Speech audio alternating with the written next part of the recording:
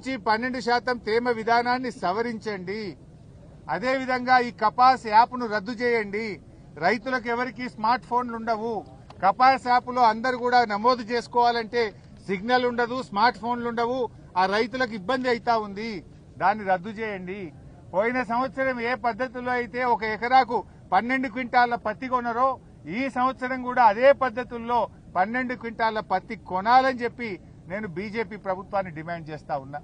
ముఖ్యంగా 8 మంది బీజేపీ ఎంపీలు గెలిచారు. ఏం చేస్తున్నారు మీరు?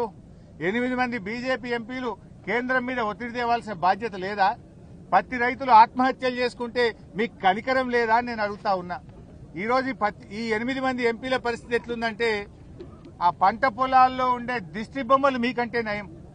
కనీసం ఆ దిష్టి బొమ్మలన్నా ఆ కోతులు రాకుండానో, అడవి పందులు రాకుండానో, పక్షులు రాకుండానో అన్నా ఆ దిష్టి బొమ్మలు పనిచేస్తాయి.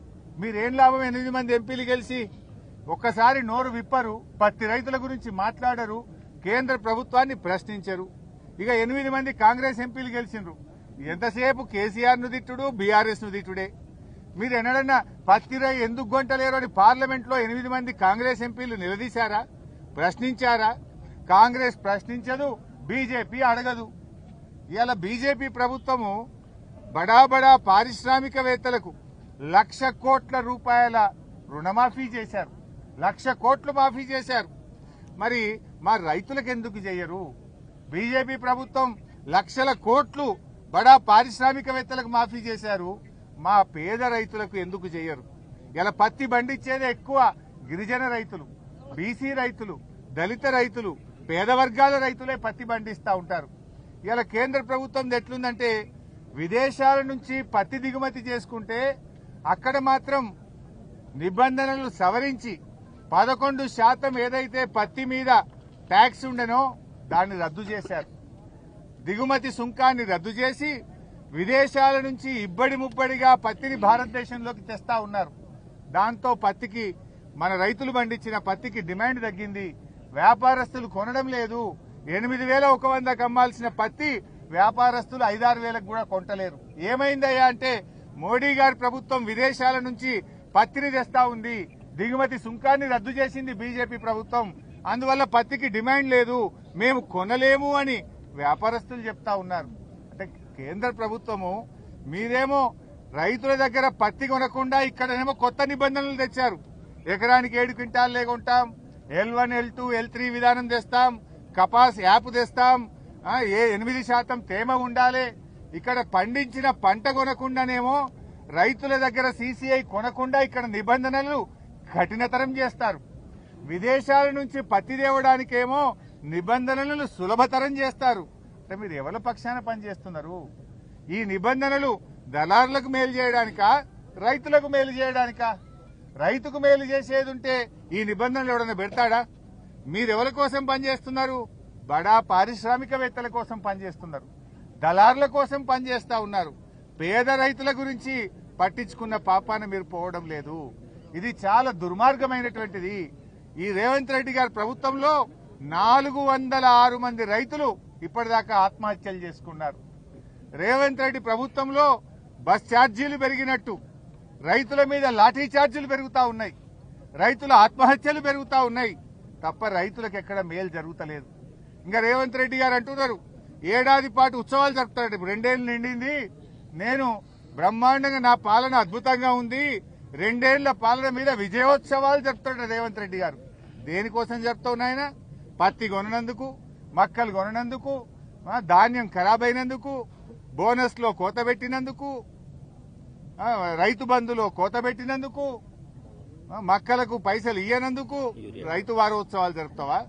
యూరియా బస్తాలు సరఫరా చేయక రైతుల్ని లైన్లలో నిలబెట్టిన, రైతుల కళ్లల్లో కన్నీళ్లు నింపిన గనక విజయోత్సవాలు జరుపుతావా రేవంత్ రెడ్డి గారు? దేనికోసం నీ విజయోత్సవాలు అని నేను అడుగుతా ఉన్నా. ఇప్పుడే మేము మక్క రైతును కలిశాను. ఎనమాముల మార్కెట్లో మన సీతక్క గారి నియోజకవర్గం, ములుగు నియోజకవర్గం, మంగపేట మండలం, చింతకుంట నుంచి వచ్చినటువంటి రైతు మధ్యల వెంకటేశ్వర్లు, అదేవిధంగా ఇంకొక రైతు లక్ష్మయ్య గారు. ఏం రేటుకి అమ్మాయి బాబు లక్ష్మయ్య గారు అంటే, క్వింటాల్కు 1825 రూపాయలకు మక్కలు అమ్మాను, ఇప్పుడే జెండా పాట అయింది సార్ అన్నాడు. యాక్చువల్గా మక్కల మద్దతు ధర ఎంత? 2,400 రూపాయలు. మరి ఇలా వెంకటేశ్వర్లు లక్ష్మయ్య గారు ఎంత నష్టపోయారు? ఒక క్వింటాల్కు 575 రూపాయలు నష్టపోతా ఉన్నారు. రాష్ట్ర ప్రభుత్వం కొనుగోలు చేయకపోవడం వల్ల ఓ క్వింటాల్ మీద 575 రూపాయలు నష్టపోయారు.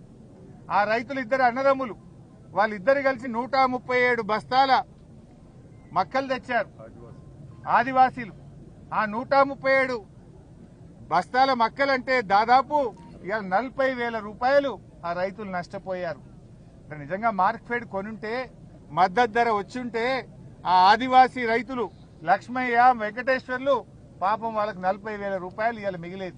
వాళ్ళు చెప్తా ఉన్నారు, యూరియా రాక 20 రోజులు వరంగల్కి వచ్చి తిరిగాం, రోజుకొక్క సంచి దొరికింది, కొంత ఓ ఎకరమంత పొలం అయితే మక్క నిలబడిపోయింది సార్, పంట దిగుబడి తగ్గిందని. యూరియా ఇయ్యక అట్లా సాగుకొడుతుంది, ప్రకృతి కరుణించక అట్లా ఇబ్బంది అయ్యే, మార్కెట్లకు వస్తే ధర రాక ఇట్లా ఇబ్బంది. కాబట్టి ఇంతకంటే దుర్మార్గం ఏముంటది? నువ్వు ఏం చేస్తున్నావు? జూబ్లీ హిల్స్ ప్యాలెస్ లో కూర్చొని నువ్వు ఊహా లోకంలో విహరించడమేనా? నీ కలెక్షన్ల మీద రివ్యూ చేయడమే గాని రైతుల పంటలు ఎట్లా అమ్ముతున్నాయో రివ్యూ చేసే బాధ్యత రేవంత్ రెడ్డి గారికి లేదా అని నేను అడుగుతా ఉన్నా.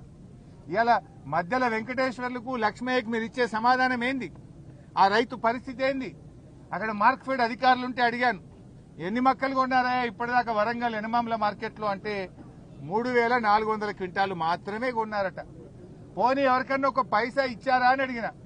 ఇప్పటిదాకా మక్కలు కొన్న రైతులకు రాష్ట్ర ప్రభుత్వం ₹1 విడుదల చేయలేదు సార్, అందువల్ల మేము రైతులకు ఇయ్యలేదు సార్ అంటున్నాడు మార్కెట్ అధికారులు. మాటలు ఎట్లుంటాయి రేవంత్ రెడ్డి గారి? వడ్లు కొన్నా మక్కలు కొన్నా 24 గంటల్లో రైతుల అకౌంట్లలో డబ్బులు జమ చేస్తామన్నారు. మక్కలు కొనబట్టి నెల రోజులాయే, ఏ ఒక్క రైతుకు ఇవాళ ₹1 కూడా డబ్బులు ఇయ్యలేదు. నువ్వు డబ్బులు ఇస్తలేవు కనుకనే దళారులకు 500-600 తక్కువకు ఇవాళ మక్కలు అమ్ముకునే పరిస్థితి వచ్చింది. అంటే నీ మాటలు ఎక్కువ, చేతలు తక్కువ. మక్కలు కొనవైతివి, పత్తి కొనరైతివి, మరి వడ్లు చూస్తే అవి కూడా సరిగా కొనే పరిస్థితి లేదు. 85 లక్షల మెట్రిక్ టన్నుల వడ్లు కొంటామన్నారు. ఇప్పటిదాకా ఈ రాష్ట్రంలో కొన్నది అంతా 10 లక్షలు కూడా కాలేదు. ఇలా బోనస్ బోగస్ అయిపోయింది. పోయిన యాసంగి బోనస్ ఎప్పుడు ఇస్తారు రేవంత్ రెడ్డి గారు అని నేను అడుగుతా ఉన్నా. పోయిన యాసంగిలో రైతులకు రావాల్సిన 1,100 కోట్ల రూపాయల బోనస్ ను వెంటనే విడుదల చేయాలని బీఆర్ఎస్ పార్టీ పక్షాన్ని డిమాండ్ చేస్తా ఉన్నాం. రైతులకు ఈ సంవత్సరంగా ఉన్న వడ్లకు కూడా 1,400 కోట్ల రూపాయలు బకాయి పడ్డారు. కొన్నది పిసరంతనే, ఆ కొన్నదానికి కూడా పేమెంట్ అయితలేదు. అంటే మీ ఉద్దేశం ఏంది? మక్క రైతులకు డబ్బులు ఇయ్యరు, వడ్ల రైతులకు డబ్బులు ఇయ్యరు, పత్తి కొనరు అంటే రైతులందరూ ఆగం కావాలనా? పంటలు కొనకుండా ఉండడమే మీ సూత్రమా అని అడుగుతా ఉన్నా. పంటలు కొనాలంటే వెంటనే డబ్బులు ఇవ్వాలి కదా, ఎందుకు ఇవ్వడం లేదు అని నేను అడుగుతా ఉన్నా. ఇవాళ కాటన్ 27 లక్షల క్వింటాల పత్తి కొంటామని చెప్పారు. ఇప్పటిదాకా కొన్నదెంత? 1,00,000 క్వింటాలు కూడా కొనలే. అంటే మీ ఉద్దేశం ఏంది? మీరు కొనకుంటే తక్కువ ధరకు దళారులకు అమ్ముకోవాలి, దళారులు బాగుపడాలి, రైతులు మునగాలనా? మీ